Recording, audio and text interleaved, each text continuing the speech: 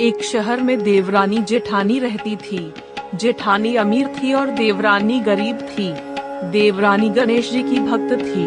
देवरानी का पति जंगल से लकड़ी काट कर बेचता था और अक्सर बीमार रहता था। देवरानी जेठानी के घर का सारा काम करती और बदले में जेठानी बचा हुआ खाना, पुराने कपड़े आदि उसको दे देती थी।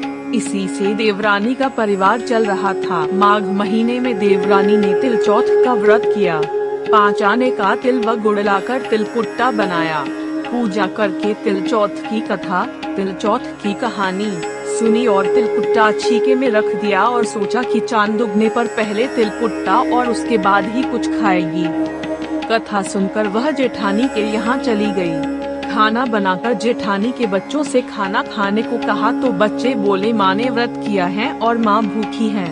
जब माँ खाना खाएगी हम भी तभी खाएंगे। जेठ जी को खाना खाने को कहा तो जेठ जी बोले मैं अकेला नहीं खाऊंगा, जब चांद निकलेगा तब सब खाएंगे तभी मैं भी खाऊंगा। जेठानी ने उसे कहा कि आज तो किसी ने भी अभी तक खाना नहीं खाया, तुम्हें कैसे दे दूं? तुम सुबह सवेरे ही बचा हुआ खाना ले जाना। देवरानी के घर पर पति बच्चे सब आस लगाए बैठे थे कि आज तो त्योहार है, इसलिए कुछ पकवान आदि खाने को मिलेगा।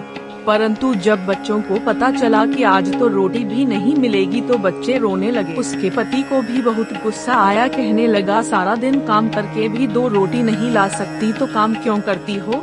पति ने गुस्से में आकर पत्नी को कपड़े धोने के धोवने से मारा।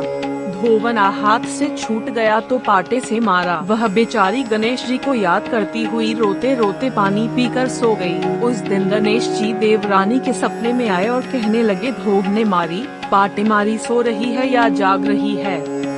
वह बोली कुछ सो रही हूँ, कुछ जाग रही हूँ। गणेश जी बोले भूख लगी है, कुछ खाने को दे। देवरानी बोली क्या दूं? मेरे घर में तो अन्न का एक दाना भी नहीं है। जेठानी बचा खुचा खाना देती थी, आज वह भी नहीं मिला। पूजा का बचा हुआ तिलकुट्टा छीके में पड़ा है, वही खा लो। तिलकुट्टा खाने के बाद गणेश जी बोले धोवने मारी, पाटे मारी, निमटाई लगी है, कहाँ निमटे? वह बोली यह पड़ा घर, जहाँ इच्छा हो वहाँ निमट लो।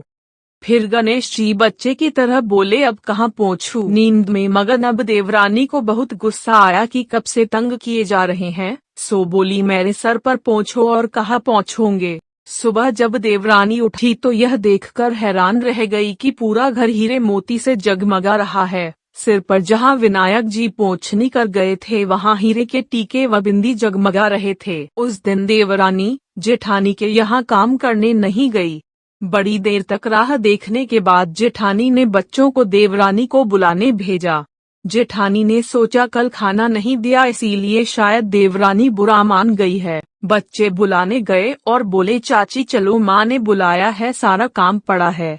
देवरानी ने जवाब दिया अब उसकी जरूरत नहीं है, घर में सब भरपूर है गणेश जी की आशीष से। बच्चों ने घर जाकर माँ को बताया कि चाची का तो पूरा घर हीरे मोतियों से जगमगा रहा है। जेठानी दौड़ती हुई देवरानी के पास आई और पूछा कि यह सब हुआ कैसे?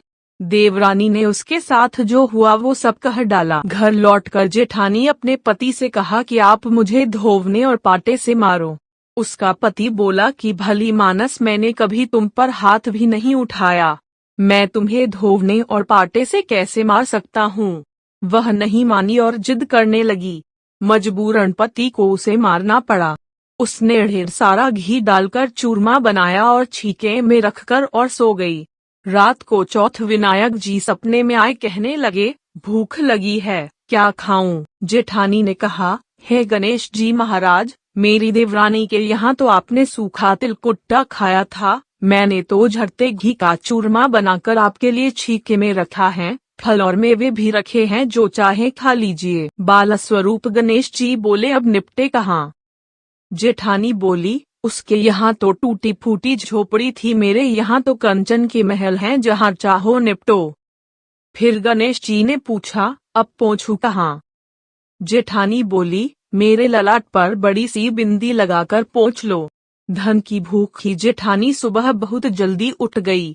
सोचा घर हीरे जवाहरात से भर चुका होगा, पर देखा तो पूरे घर में गंदगी फैली हुई थी, तेज बदबू आ रही थी। उसके सिर पर भी बहुत सी गंदगी लगी हुई थी। उसने कहा, हे गणेश जी महाराज, यह आपने क्या किया? मुझसे रूठे और देवरानी पर टूटे। जेठानी ने घर और की सफाई करने की बहुत ही कोशिश करी, परंतु गंदगी और ज्यादा फैलती गई। जेठानी के पति को मालूम चला तो वह भी बहुत गुस्सा हुआ और बोला, तेरे पास इतना सब कुछ था फिर भी तेरा मन नहीं भरा। परेशान होकर चौथ गणेश जी से मदद की विनती करने लगी।